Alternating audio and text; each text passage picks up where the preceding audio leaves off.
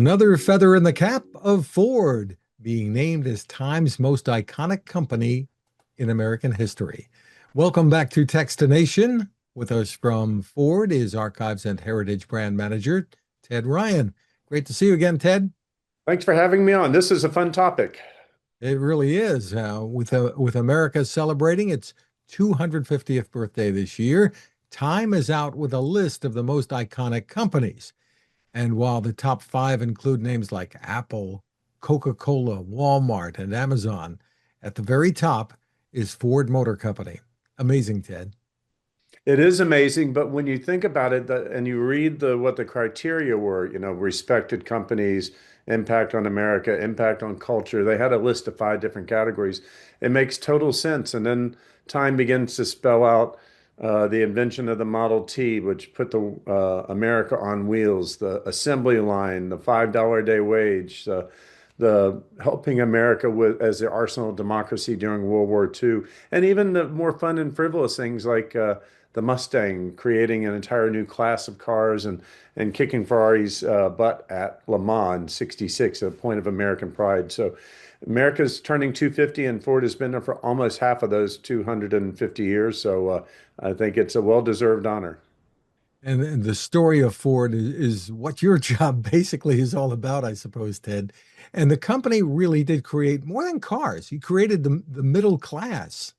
We did with the $5 a day wage, we completely transformed society, and that was by intent. We wanted the people who were building the cars to be able to afford to buy the cars they were building. Because keep in mind, in this era, a car is a $2,000 luxury that only the rich can afford. Rockefeller has a car. I can't have one. Well, the Model T changed that. And then the $5 a day wage, which was a result of the assembly line and needing additional labor, helped do that at the same time. So we helped create the middle class. And then after the war with baby boomers, we did the Mustang, which created a new generation. The boomer generation got their car and put an imprint on American society.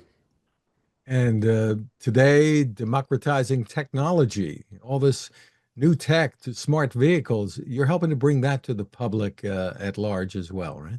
We are, and we just announced the new low price EV car that will be built in America. Isn't that the other thing that the Time talked about that I haven't touched on yet? We have the biggest footprint of any American automobile manufacturer in America. We employ more hourly workers, if I can say that, than any other auto company out there, and we employ more in the United States than anybody else. And the vehicles, the preponderance of Ford vehicles are built here in the United States. And that wasn't just as a result of tariffs. That was already in play ahead of time as Ford, particularly with the F-150. Gosh, how I've not even talked about the F series.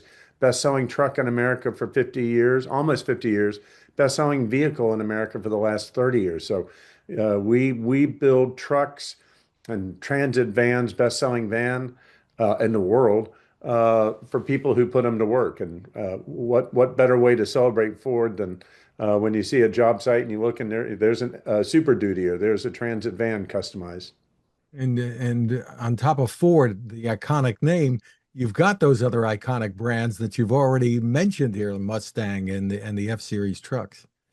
We do, and the other one I only touched on it briefly, but the Arsenal of Democracy, think Willow Run and the B-24 Liberator bomber, where Ford completely transformed the assembly of airplanes. No one had ever done it like that before. We did the assembly line process because that's what we're good at, and suddenly we're producing a plane an hour at Willow Run.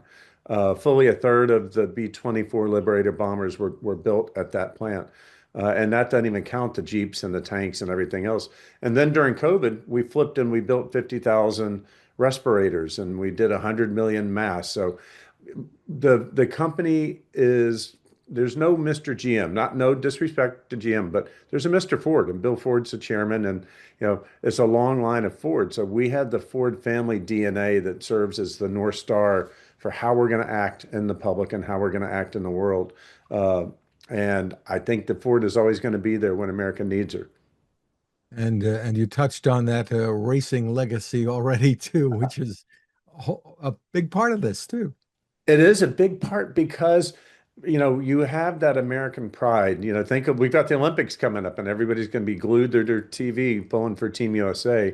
Well, that was the same thing in the 60s where Ford took on Ferrari, the monolith who had won Le Mans however many years in a row. And we finally beat him in 66 after two false starts. But then that wasn't enough. We went back again and beat him in 67, 68, and 69. But I mean, that's just one component of the racing. We've been doing rally racing around the world, the super racing, the Pikes Peak, Mercury, the Baja. Think about the Baja and the Ford Bronco, another icon we haven't even gotten close to. Bill Strop. Bill Strop was the Bronco, what Carroll Shelby was to the Mustang, making these amazing vehicles to the point that in 1969, the Bronco was the only, became the first and only standard stock 4x4 to win Baja. Think about that. He basically drove it off the parking lot and won Baja with it. It was that good a vehicle. So Ford's racing has been a point of pride. Fred, you know the story. Sweepstakes 1901. So 125 years of racing. We've always been at the forefront of whatever's going on in motorsports at the time. And we're going back to Le Mans in 27 with the hypercar. And we're going to try for best of class again in 27.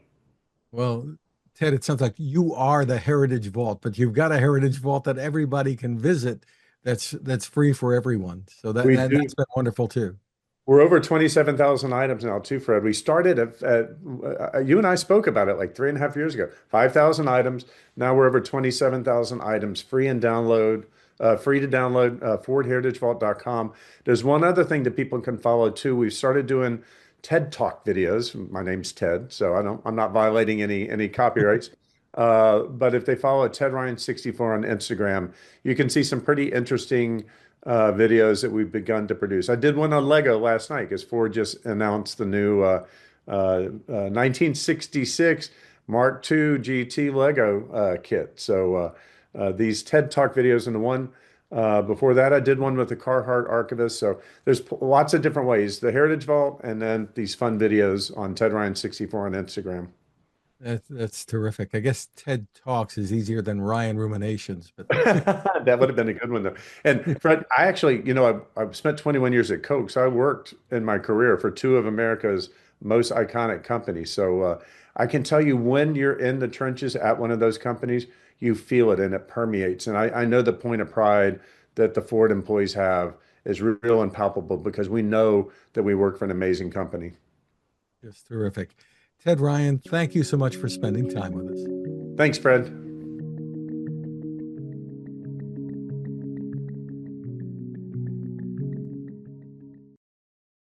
The Haven 10,000 lantern is a smartly designed, beautiful solar light that you will love indoors or out. It is waterproof with up to 1,200 lumens of brightness. That's a lot of light. And the base becomes a flashlight at the push of a button. The power comes from a built-in lithium-ion battery recharged by the sun. The solar panel is built in, or USB-C. The battery can even recharge your phone.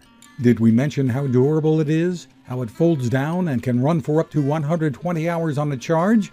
But the real power of the Haven Lantern comes from the people behind it and their mission to provide this quality lighting to those in the world who need it most, including in disaster emergencies. Your purchase helps to fund those efforts, and if you use the code Techstination20, you'll get it at a 20% discount. That's Techstination20 at havenlantern.com. Create your haven.